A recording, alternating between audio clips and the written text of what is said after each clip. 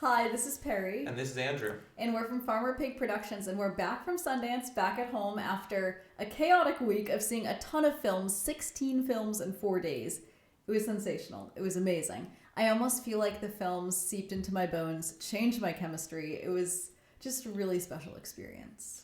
So, after a few days to recuperate and get back into the swing of everyday life, we're here with one final video, a comprehensive collective ranking of our favorite films of Sundance. So we saw 17 total features. One of those was a group of short films, which we're going to exclude. So the other 15 feature films plus one first 3 episodes of a show. We're going to rank all 16 of those. We did that individually. We've got our average aggregate ranking. And so we're just going to go through them from 16 to 1 for you. You ready to dive in? Yeah, let's do it. And set your timer. So we're doing 1 minute for each film. All right, here we go. Starting with number 16, Filipiniana. So Filipiniana really was an artistic movie, and if this is the worst of them, that tells you that it was a great Sundance, because there's a lot to like about Filipiniana. It's a movie set in the Philippines in a country club, and the focus is on women working at the country club and the power dynamics between them and the wealthy males of the country club, as well as the wealthy tourists. And it was very artistic, and it really gives you a sense of this area of the Philippines, but it was very slow. It was really slow moving. It had some nice ideas, and it was artistically made, but it was very little action, very slow. And while those ideas were there, it was hard to be engaged when you have minimalist dialogue, not a lot of characters, and so that's why it wasn't as exciting to either of us. The cinematography was beautiful. There were some gorgeous shots and some gorgeous moments, and I was excited at the start of the film, but the pacing was just too slow for me. I really found myself lost in the contemplative nature of the film, which I enjoy sometimes, but I think in this case it was too much contemplating and not enough action. Yeah. So that was low for both of us. Mm-hmm. So that's number 16. At number 15, we have... Reset your timer. We have Haripeo. And Haripeo is a documentary, one of 3 documentaries that we saw over the course of the festival. Very short, 70-minute runtime. About the director is also the main character in the documentary, and it's all about his life as a queer member of the rodeo culture in Mexico. What were your thoughts? It was wild. It was so cool, and it was just a space that I had never seen before. I'd never seen on screen, and I think the director gave such a beautiful Q&A after that it really made me feel for this film, and I think it was his lived experience. It was very deeply ingrained in his life, and just seeing it on screen was wonderful. But also, pacing for me, a little too slow. So I feel like these movies that are at the bottom of our list, it's not necessarily because they were produced poorly. I mean, nothing there was poor quality. It was all the highest quality, but it was just the pacing was too slow for me. Yeah, it was very authentic. It really was just a series of conversations between him and a few other rodeo men in this community. Mm-hmm. And it was very authentic. It really gives you insight into that culture, and it brings some interesting ideas of the macho culture of the rodeo with the kind of authenticity and discomfort and fear of being a queer person in that macho society. So mm-hmm. It was very, very nice ideas, well made, super heartfelt, but it feels longer than the short 70-minute runtime, and it feels like just a series of conversations. Right, totally agree. Okay, next. So, all right, up next, number 14, we have Levitating. Now, Levitating was quite a unique movie. I'll let you talk about it. Okay, it was wild. I've never seen anything like it. Quite truly, at the start of the film, I could not just stop laughing and I just smiled throughout the whole movie. It was so different. The visuals of this film, it almost felt like a paint commercial, and trust me, if you see the film, you're going to agree. There were just so many beautiful colors all the time, and actual paints as well, dumped on the actors. Spoiler alert a little bit there, but I feel like the cinematography was wonderful. The energy of this film was tangible.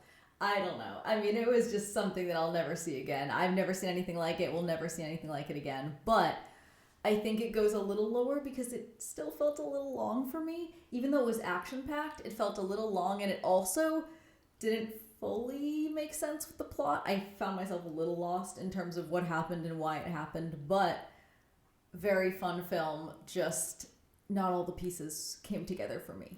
Yeah, so it was a movie set in Indonesia. It's all about this spirit dancing, spirit trance, putting people in a spirit trance by playing music, and then they take on the form of these spirit animals that are in the area. And the trance scenes are truly otherworldly, really creative filmmaking, really unique, and it gives you insight into this interesting niche culture that we certainly had no knowledge of or experience with. So very distinct, very interesting, and yeah, it was quite an action-packed, and it got pretty intense as the movie went on. So it was well done, and it felt very unique. It felt like this unique auteur filmmaking from just a wildly different culture. And so I was happy with it. Definitely there were some parts that got a little too weird, a little extreme, but it was a cool movie, and one that I'm very happy to see. That's the type of thing you just don't get in a lot of places. You won't come across. So that was levitating. Yeah.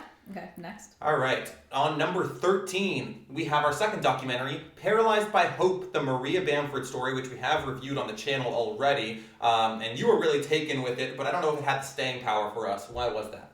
Well, for me, when I walked out of the film, I was moved to tears by this. It was really beautiful. It was a story about mental health, and especially for Maria Bamford, who's a well-known female comedian. I had never heard of her before. It was super cool to see her perform. And I think we talked about this afterwards on screen a little bit, how the story was beautifully shot and there were great moments, but I don't know if the story in the documentary style was really well told. And so I think the documentary lost a little bit of power in my mind, but Maria Bamford as a performer and as a mental health advocate, absolutely wonderful. So I think that's why the film for me dropped in my rankings over time, was just because the actual storytelling and the way the film was woven together was not incredible. But the clips of Maria performing, now I'm a huge fan of Maria Bamford. Yeah, I agree. Really awesome to see her stand up and get to experience it. But the filmmaking and the explaining her story was not super cohesive, and I think could have been done better. So even though I think it's a tremendous story about her and the pieces of stand-up that we see, she's a fascinating and engaging on-screen presence. The documentary itself didn't wow me quite as much because I didn't feel like there was that cohesive narrative throughout. Yeah, right. All right. On to number 12, and this is another movie that we've already reviewed on the channel, See You When I See You. And this is one we had a bit of a divide on, where it was solidly in the middle of the pack for you, while it was one of my lowest rated films. And it's a film about grief and about someone processing trauma after their younger sister dies. So I wasn't as wowed by the comedy. I thought it felt a little bit more generic, a little less inspired, and kind of creative and artistic than some of the other movies on our list. And while it does a nice job of putting you in the shoes of someone that's dealing with this type of trauma, the plot was really predictable, and it felt just a little bit more cookie cutter than these, outside the box, unique artistic takes that we saw in many of the other films. So that's why I didn't like it as much. But why did it work for you? It was really funny. I was laughing the whole time, and I think it was a passionate movie. It was an emotional movie, but it was also grounded in this humor that, to me, felt really entertaining the whole time. And sometimes I rank films based on what I think the content says or how it spoke to me. In this case, I just enjoyed it. I enjoyed the whole time. And so for that sense, it got a really high rating for me, and it's going to stay up there for me. Yeah. So that was See You When I See You, the J. Duplass movie, which you'd been highly anticipating as a fan of Mark Duplass as well. So we'll go on to number 11, How to Divorce During the War. And this is one that I had a bit higher than you in my rankings because I really did like it. I found it charming. It's giving you this realistic picture of life in Lithuania as the Ukraine war breaks out in Ukraine, as Russia invades Ukraine. And it's solid societal commentary, but really at its heart, it's this character drama of this family. And I just found it to be nice, subtle touches with the filmmaking. The cinematography was some of the more unique I've seen. It puts you in up close and a lot of still shots. It's very minimal panning, not a lot of cuts. It really makes you feel like an observer in their world. And there was something really clever the director did where the opening scene kind of foreshadows what's going to happen the rest of the movie in a really creative, symbolic way. So I was quite taken with the artistry of it. And on top of that, it's giving you, like a lot of these international movies are, just a slice of life in this other country, in this other culture. And it felt very real, felt very authentic, in addition to being a nice, engaging kind of family drama of moving parts for each member of the family. So that's why I liked it. It was a beautiful film. I don't think I was as taken by it, and I think in general the story didn't speak to me as much. I feel like the way it was told was a little standard to me. I don't know why it felt standard, because it's not like I've seen this film before, but I wasn't as taken by the acting. I think the acting was good. I think it wasn't fantastic overall when we're looking at all 16 movies. It doesn't stand out to me as memorable, but that's not because it wasn't well done. And I also think we talked about the cinematography. There were some very creative shots that I think also took us right into the story and showed us a little light into the characters that we wouldn't have otherwise seen. So that was a cool moment. Yeah, cool. So that's How to Divorce During the War. And now, on to number 10. Getting into the top 10 of the list, we have Run Amok. Now, Run Amok was really a unique movie, very distinct. This was an American movie, so you're getting, and it's really focused on gun violence in schools. Above all else, that's clearly the main theme, and it's inviting you to ask questions about. But it's told in this quirky, very comedic way, where we have this, excited, relentless main character whose mom died in a school shooting, and now she's putting on this bizarre musical reimagining of the shooting that her mom died in, and it has this relentless energy and excitement and fearlessness that I think the main character brings to the stage, to the screen really nicely. And I don't know if the ending fully worked for me. It felt a little anticlimactic and didn't feel like it wrapped everything up super neatly. But it does have this kind of inspiring, you can't help but smile spirit. And so it was in the middle of both of our lists. Both of us liked it, saw some flaws, but thought it was fun. Any additional thoughts on that? Yeah, we saw this in a high school auditorium. Literally at Sundance, they put us in a high school auditorium. It was near midnight when we ended this movie. Yeah. And it was packed. I mean, I think it was all sold out, that auditorium. And so it put me in the high school mindset right away, because physically we were sitting in a high school auditorium. But I think the film was a little bit all over the place, and I guess in a way that maybe shows the chaotic nature of how the world is right now in high schools. But for me, it was funny, but I don't know if I wanted to laugh at some of the jokes, and so there were some moments when I felt a little awkward sitting there, but I also think that it was a very new, fresh take on something that is such a serious, horrific topic. And so in that sense, I appreciated the levity. But there were some jokes and I was like, haha, and I'd kind of like look around to see if other people were laughing. But it was well told. I mean, it was certainly a well told story and a very nice, endearing main character. Yeah. All right. On to number 9. This is where the episodic series that we watched comes in. So this is Bait. We watched the first 3 episodes of this show, which I believe is going to be premiering in March. So coming up very soon, March 2026 on Prime, if I'm not mistaken. This is a Riz Ahmed starring show, but it's also, I believe, created and he was involved in the writing of it. So really cool passion project from him. He was a longtime great actor, Sound of Metal, Nightcrawler, things like that.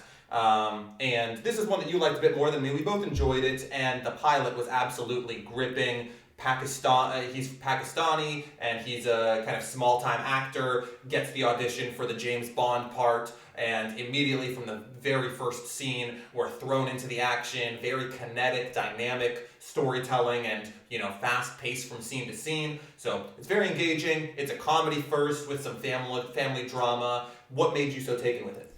The pilot was so good. It was literally just incredible. Score was excellent. Energy was excellent. It was go, go, go from the first moment. And for me, this totally reminded me of some other shows that I've seen that are just so different and distinct. And I think for me specifically, it lost a little bit of power with the second and third episode. I almost wish that we hadn't seen the second and third episode, because I would be putting this much higher on my list. But it fizzled out a little bit. The energy got a little bit less. The plot started to crawl a little bit instead of run. And I really want things to be fast-paced when they start fast-paced, and especially in a TV show, if I'm expecting something, I want them to keep on delivering, which is easier said than done. But I don't think episodes 2 and 3 delivered like episode 1, and so that's why it's not honestly top 5 for me. And It's sad, because if you saw me during the pilot, you would think that it's literally my favorite film of Sundance. Right. And it wasn't even a film. It was literally 30 minutes. Yeah, 30-minute episodes. 30-minute episodes, yeah. So we're excited to see the rest of it. It's 6 episodes, For sure. right? 6 episodes, first season, I episodes. understand. So, I mean, it was definitely good enough that we're absolutely going to watch the full first season. Yeah. And I would recommend it. It's fun. But yeah, I agree that the second and third episodes felt more generic in terms of plot. It felt like a family drama chaos that we've seen in plenty of other stories, whereas the first episode felt more fresh, more distinct. It was so fresh. It was, the pilot was amazing. If you don't watch anything else from the show, watch the pilot, definitely. Yeah. So that is number 9, Bait. Now we're going into the top half of the list, our favorite movies from Sundance, and we're going to number 8, Bedford Park, which is a movie that we both liked, but in the middle of our list, I had it slightly higher, but very good movie. It's a movie about the Korean-American experience above all else.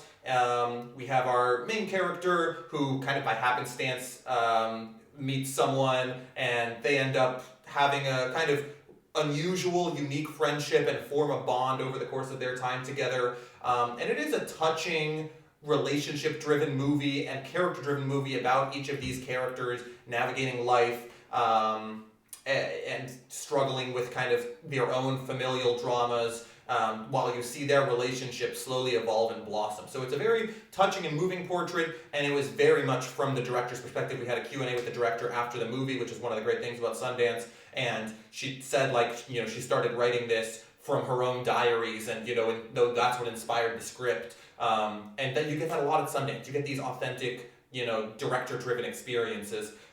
So very good movie, very emotional, serious, weighty relationship drama, and that worked for me.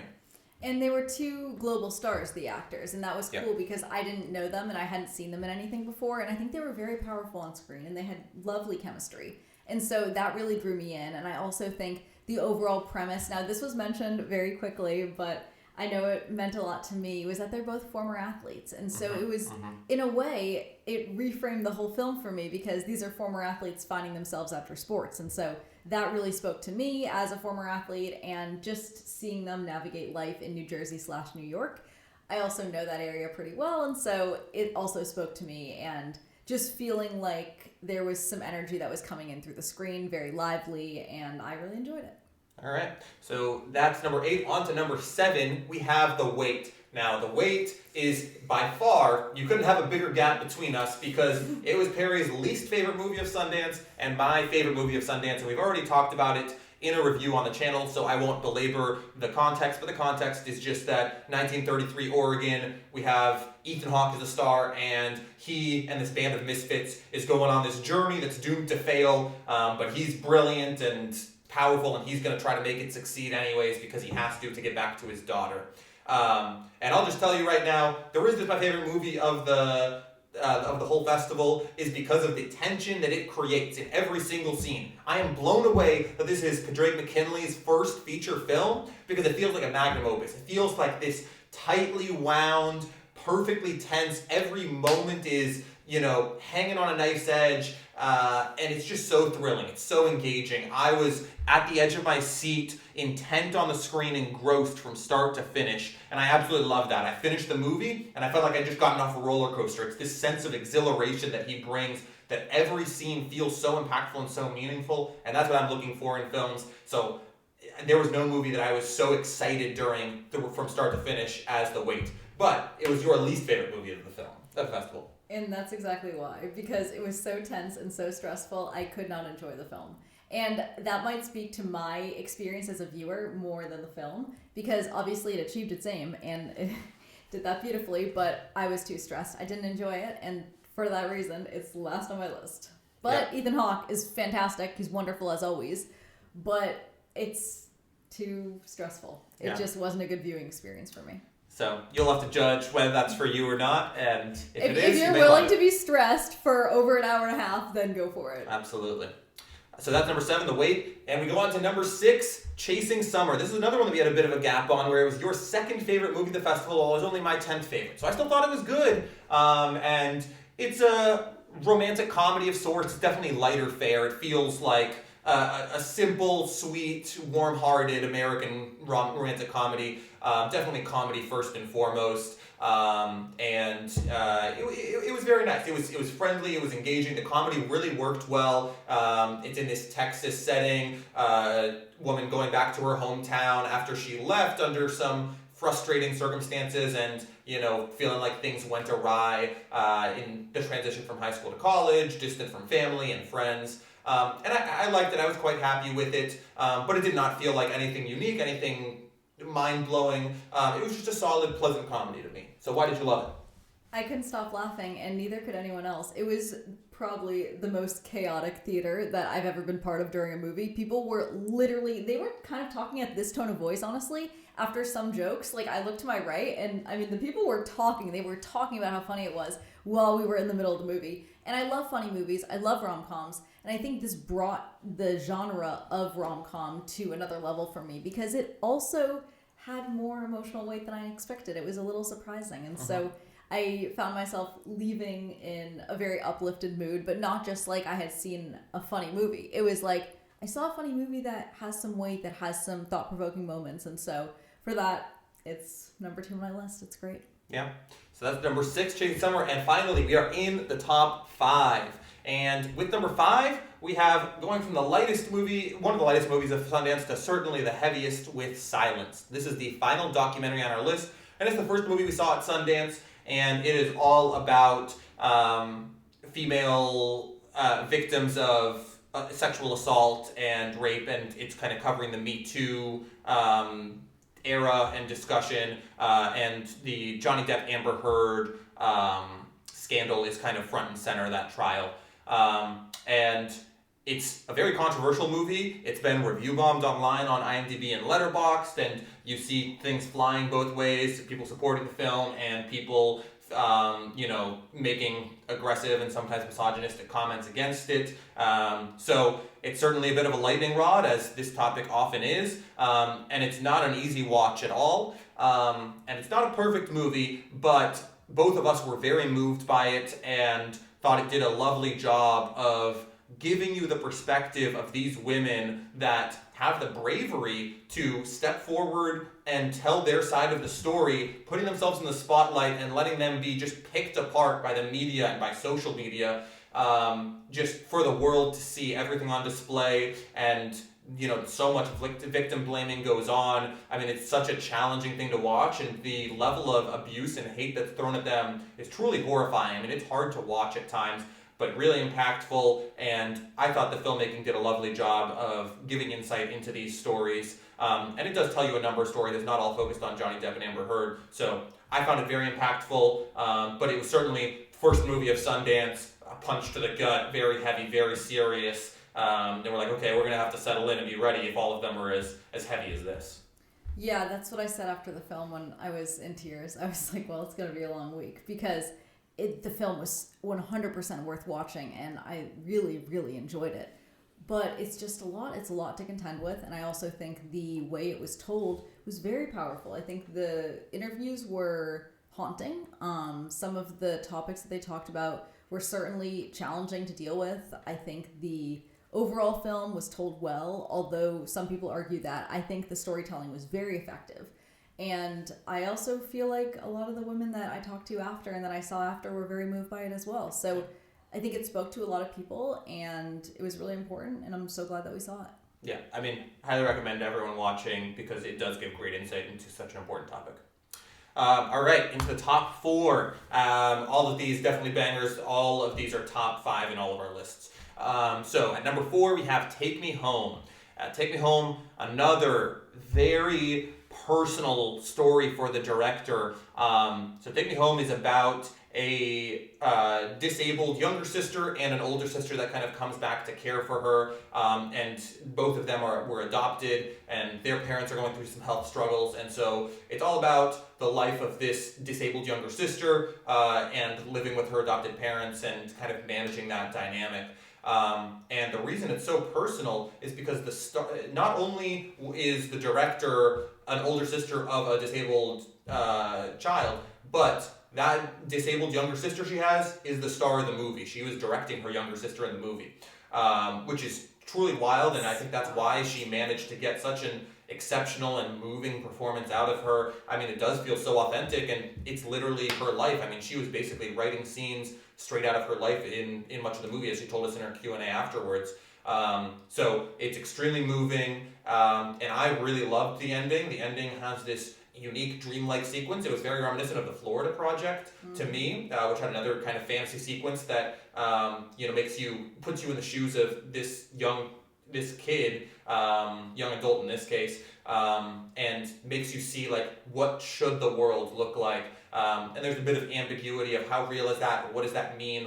Where did that fantasy sequence come from? And I found that to kind of drive home the themes of the movie and the way that the healthcare system doesn't support everyone in America the way that it should. I thought it drove home that point really well. So very impactful, and the fact that it was so authentic is really what made it so powerful, because it feels like you're seeing this real life story. And I was just blown away by the acting, not just by the lead, but all the supporting actors were excellent. And so they all just showed the lead in her best light and her best self, and it was beautiful to see. And the fact that you could direct a family member for a film that's this powerful, I mean, it was truly working. Your coworkers were your family. And during the Q&A, I actually had a question that didn't get answered, but I was wondering how she balanced the work-life balance when your family is literally living with you and you're also directing them during the day, and then, of course, having dinner together at night. I mean, that's a wild dynamic, and it just showed through in the film. It was something that I've never seen before, and I think just super distinct. Yep. So that was number 4, Take Me Home. All right, top 3. We are getting down to it here. Number 3, we have If I Go, Will They Miss Me?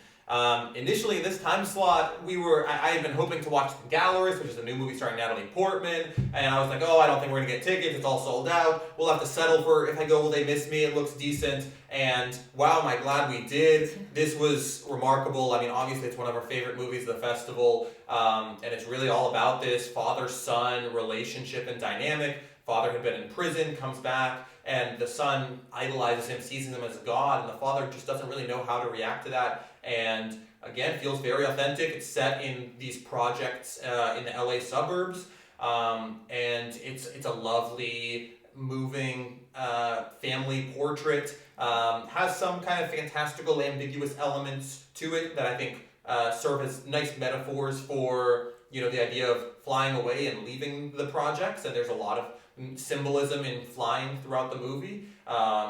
But it was a really nice, emotional, and it's more subtle and understated than a lot of the movies that we saw. It doesn't have, crazy plot developments necessarily. It's just this kind of touching, intimate portrayal of this family, and particularly this father and son. And it was very artistic, it was very nice, and you liked it even more than me. The symbolism was the most powerful I think I've seen in a film, and it just stuck with me, and there's so many scenes that are still in my head as I'm talking about it. It was so beautifully shot, and it was so beautifully acted, and everything to me in this film really just worked. And it was also an amazing use of empty space, and the way that the actors portrayed their emotions and their feelings and pushed the story forward when there was no dialogue was unbelievable. And for that reason, I mean, it's so top, so memorable for me, and it was great. I definitely recommend it. Yeah, absolutely. Very, very good movie. All right, top 2. Number 2 is going to be Extra Geography. Another surprise hit. We really did not expect this to be anything special or unique. And it hit both of us pretty hard. It was my second favorite of the festival, and it was your fourth favorite, so very high for both of us. And certainly not something I expected. It's very reminiscent of Booksmart to me. It's this friendship drama with these two boarding school girls coming of age in the UK, and it's all about their friendship. That's front and center in the story. Both characters feel so distinct, and it's so obvious how committed they are to each other. But as things happen in coming of age stories, there will be some conflict, they drift apart at times, and it feels so authentic and real to that setting and that time period of life when, you don't have big, things on your plate and you're just ready to devote yourself fully to your friendship. And when something goes wrong and when you split up, it feels like a breakup. It feels like, the end of your social world. And I was just really moved by that. It also reminded me of 8th Grade, the Bo Burnham film from a few years ago, in being such a raw, emotional coming-of-age film. And there really aren't that many of those especially focused on women and female friendships. And I found it absolutely hilarious. There was one scene that was the funniest of Sundance to me. I just loved the delivery of that line. Both of the female leads are tremendous. And I just found it really charming, and I was personally very moved, and I was able to relate a lot to the level of investment and care that they put into their friendship, and how it felt like it meant so much, and when it ended, it felt, the filmmaking clearly showed visually how much it hurt both of them, and how distant they were, and how much darker the world was. So it's not, I don't think it's going to win any awards. I don't know that it's going to be a big hit necessarily, but it's one that I was just really charmed by, and I think everyone liked it, but I really loved it personally and just found it very relatable and moving.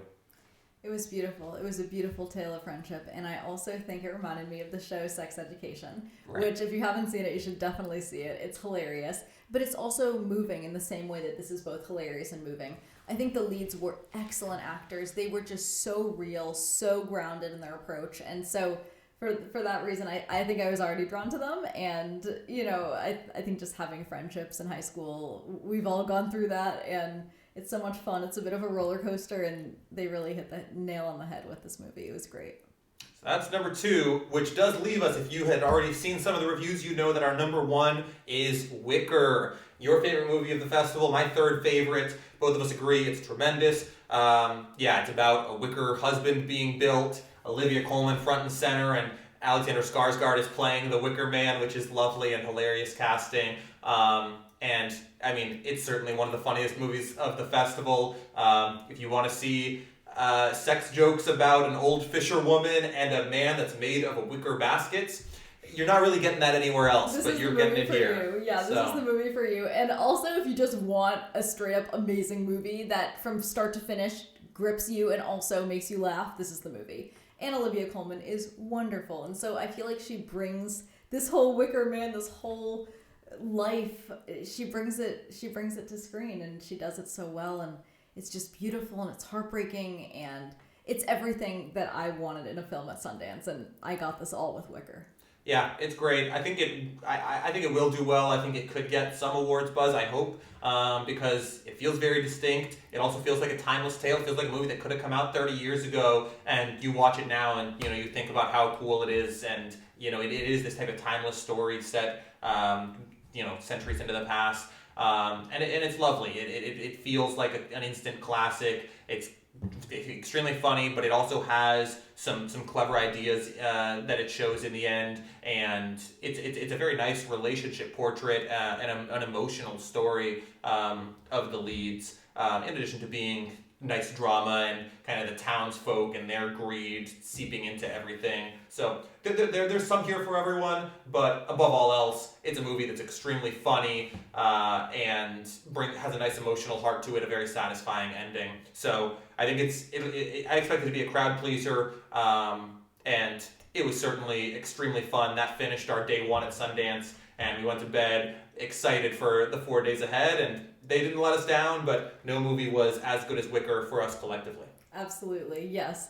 And this experience in general, I mean, it was absolutely wonderful. It was such a special, special week. And I also feel like this was the last time that it will be in Utah. Yeah. So both seeing Salt Lake and seeing Park City and seeing the energy there, it was really special because I think everyone was a little sad. It definitely got sadder as the film, as the films went on, and there were so many volunteers, and the volunteers were talking about how some of them are not going to travel to the next location, and so this was their last Sundance after 30, 40 years of volunteering, and so there was a lot of heart that was in this festival, and that was so special and memorable for me. Absolutely. So we'll see how Sundance fares and if it can keep up this level of quality when it moves to Boulder next year. But for us, that's it for our Sundance 2026 coverage. It was an absolute joy. It was a roller coaster, but we saw some tremendous cinema, and Sundance is the festival for independent filmmaking, and